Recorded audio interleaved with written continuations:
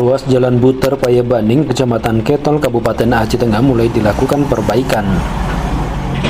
Kepala Bidang Pembangunan Jalan dan Jembatan Dinas Pekerjaan Umum dan Penataan Ruang PUPR Aceh Tengah, Pijas Visara, dikonfirmasi RRI menyampaikan ruas Jalan Buter Payabaning, Kecamatan Ketol, Kabupaten Aceh Tengah yang dilakukan pengerjaan sepanjang 5.495 meter. Pada tahun 2023 ini katanya dilakukan perbaikan atau pengaspalan melalui dana alokasi khusus DAK tahun anggaran 2023. Nilai kontrak sebesar 9,4 miliar dan dilaksanakan oleh CPJ2GIP. Itu kan lagi tahap pengerjaan dia kan kontraknya terhitung kemarin 9 Januari. Progres sekarang progres sampai saat ini 30% lah, karena memang persennya besarnya di aspal.